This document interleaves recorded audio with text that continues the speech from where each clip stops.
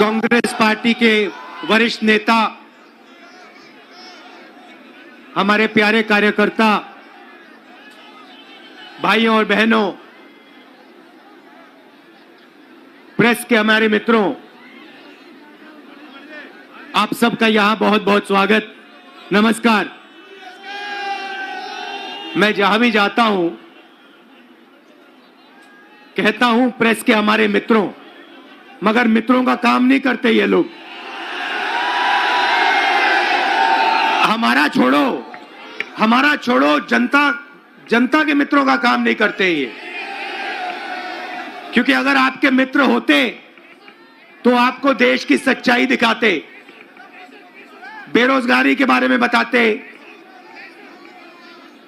महंगाई के बारे में बताते, मगर नहीं, ये तो आपको चीता के बारे में बताते हैं। देखो, अफ्रीका से 4 चीता आए हैं, देखो जंगल में घूम रहे हैं। देखो,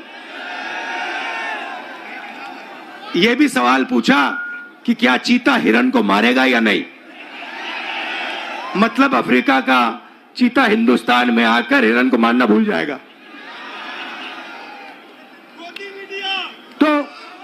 तो मित्र तो है नहीं। अच्छा, मीडिया बात नहीं उठाती जनता की, तो हमने सोचा पार्लियामेंट में भाषण करो। डिमोनेटाइजेशन, नोटबंदी के बारे में भाषण करने की कोशिश की, गलत जीएसटी के बारे में बोलने की कोशिश की। जो हम जमीन अधिग्रहण कानून लाए थे, जब नरेंद्र मोदी जी ने उसको रद्द करने की कोशिश की, हमने पार्लियामेंट हाउस में बोलने की कोशिश की, वहां पे माइक ऑफ कर देते हैं। देखो ऐसे माइक ऑफ, जो बोलना बोलो। हेलो, नमस्कार, कैसे हो। तो एक तरफ मीडिया बात नहीं उठाती, दूसरे तरफ माइक ऑफ कर देते हैं। तो हमने सोचा चलो जनता के साथ कन्याकुमारी से कश्मीर चलकर जनता से बातचीत करें, जनता की आवाज सुने और जनता के दिल में जो है वो रखें। 3000 किलोमीटर हो गए, कन्याकुमारी से शुरू किया। कम नहीं होता भाइयों और बहनों। आप ये मत सोचो कि 3000 किलोमीटर कम होता है, कम नहीं होता है। 110 दिन हो गए, मगर अजीब सी बात है, थकान नहीं है। आप देखिए, मेरा चेहरा देखिए, कोई थकान नहीं है। लोग पूछ रहे टी शर्ट में कैसे चल रहे हो। ना थकान है, ना ठंड लग रही है मुझे। अब मैं क्या बोलूं।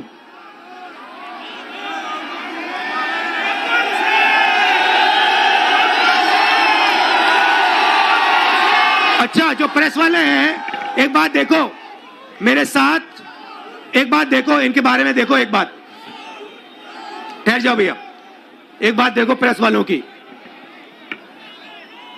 मैं यात्रा में चल रहा हूं, मैं टी शर्ट में हूं, मेरे साथ किसान के गरीब बच्चे चलते हैं, वो फटी शर्ट में होते हैं, उनकी पूरी टी शर्ट भी नहीं होती। मगर इन मीडिया वालों में से एक भी ये नहीं कहता भैया हिंदुस्तान में किसान का बेटा बिना स्वेटर के क्यों घूम रहा है। ये सवाल नहीं पूछेंगे, ये कभी नहीं कहेंगे भैया ये मजदूर है, ये टी शर्ट में क्यों घूम रहा है, ये किसान है, ये स्वेटर बिना, जैकेट बिना क्यों घूम रहा है। ये सवाल कभी नहीं पूछेंगे। ये सच्चा सवाल है, मेरे टी शर्ट वाला सच्चा सवाल नहीं है।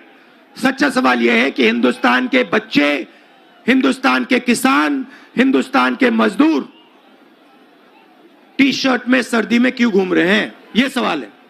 मगर यह कभी नहीं पूछेंगे, क्योंकि भाइयों और बहनों ये आपके नहीं हैं। ये जैसे घोड़ा होता है ना, घोड़ा देखा आपने, शादी का घोड़ा होता है, उसमें लगाम होती है ना, उसको लगाम को टाइट करो एकदम रुक जाता है। वैसे इनकी लगाम है, लगाम लगी है प्रेस वालों पे। जैसे ये दौड़ने की कोशिश करते हैं, वो लगाम खींचते बस रुक जाते हैं एकदम।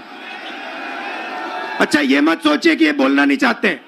मेरे पास आते हैं, कहते हैं राहुल जी हम सच्चाई बोलना चाहते हैं मगर हमें हमारे मालिक बोलने नहीं देते। मैं कहता हूं भैया डरो मत, बोल दो। कहते हैं नौकरी भी तो करनी है हमें, अगर हमने सच्चाई बोल दी नौकरी से निकाल देंगे, किसी और को डाल देंगे, वो झूठ बोलेगा। तो यात्रा का लक्ष्य जो देश में नफरत और हिंसा फैलाई जा रही है उसको मिटाने का है।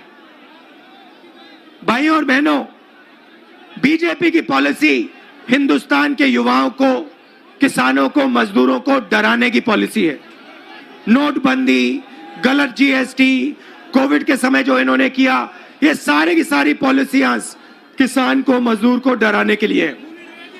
क्योंकि ये जानते हैं जब ये डर फैलाते हैं उस डर को नफरत में बदलना बहुत आसान होता है। ये इनका काम है।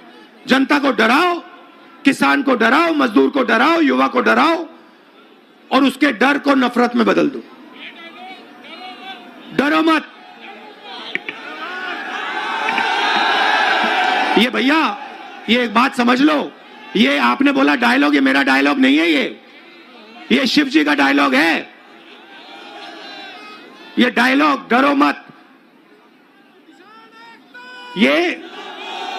ये हमारा धर्म है। अब देखिए, ये करोड़ों रुपए का, लाखों करोड़ों रुपए का अरबपतियों का कर्जा माफ कर देंगे। लाखों करोड़ रुपए 1 मिनट में माफ कर देंगे। और किसान भूखा मर जाए उसका कर्जा ये माफ नहीं कर सकते, कभी नहीं कर सकते। आप यूपी के, बाकी हिंदुस्तान के किसान हमारे पास आए थे, यूपीए की सरकार थी, आपने कहा हमारा माफ करो। 10 दिन में हमने 70,000 करोड़ रुपए, 72,000 करोड़ रुपए माफ कर दिया था।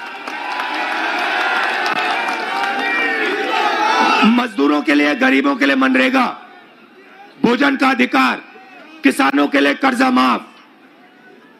तो हम डर को मिटाने की राजनीति करते हैं क्योंकि हम जानते हैं अगर ये देश डर जाएगा इस देश का फायदा नहीं होगा। अगर नफरत फैल जाएगी इस देश का फायदा नहीं होगा। भाइयों और बहनों, दो और मुद्दे हैं यात्रा के। एक है महंगाई, और मैं आपसे पूछना चाहता हूं, प्रधानमंत्री जी आते थे जब यूपीए की सरकार थी, कहते थे गैस सिलेंडर 400 रुपए का हो गया है। 400 रुपए का गैस सिलेंडर हो गया। भाइयों बहनों, आज कितने का है? मगर आज प्रधानमंत्री नहीं आते, आज आकर नहीं कहते कि भैया 1100 का हो गया। अच्छा, एक और सवाल है भैया, ये जो 1100 और 400 रुपए का फर्क है, ये किसके जेब में जा रहा है?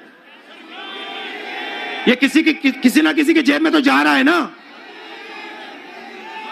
मतलब ये आसमान में तो नहीं गायब हो रहा। तो याद रखिए, ये नरेंद्र मोदी जी के जो खास मित्र हैं, 3-4 खास मित्र हैं, ये जो आपके गैस सिलेंडर का पैसा आपके जेब में से निकाला जा रहा है, उनकी जेब में जा रहा है। अच्छा भाइयों और बहनों, पेट्रोल का क्या दाम हुआ करता था यूपीए के समय? 60 रुपए। आज क्या है? 100। तो ये भी याद रखिए, ये जो 40 रुपये, 60 रुपया जो है, जो आपके जेब में से निकाला जा रहा है, ये भी उनके 2-3 मित्रों के जेब में जा रहा है। तो हमारा दूसरा मुद्दा महंगाई, और तीसरा मुद्दा, सबसे बड़ा मुद्दा, जो देश में नोटबंदी, गलत जीएसटी के कारण बेरोजगारी फैली है। आज 3,000 किलोमीटर में हर स्टेट में मुझे युवा मिलते हैं। मैं पूछता हूं क्या पढ़े, कहते हैं इंजीनियरिंग की, डॉक्टर बनने के लिए पढ़ाई की, आईएएस के लिए तैयारी की। और फिर मैं पूछता हूं भैया आप करते क्या हो? कहते हैं राहुल जी, शर्मा के कहते हैं राहुल जी हम तो मजदूरी करते हैं। कोई कहते हैं भैया, कोई कहते हैं मजदूरी करते हैं, कोई कहते हैं भैया हम पकौड़े पका रहे हैं। इंजीनियरिंग की पढ़ाई की, आलू के पकौड़े बना रहे हैं। अच्छा, एक रास्ता था युवाओं के लिए अग्निवीर वाला,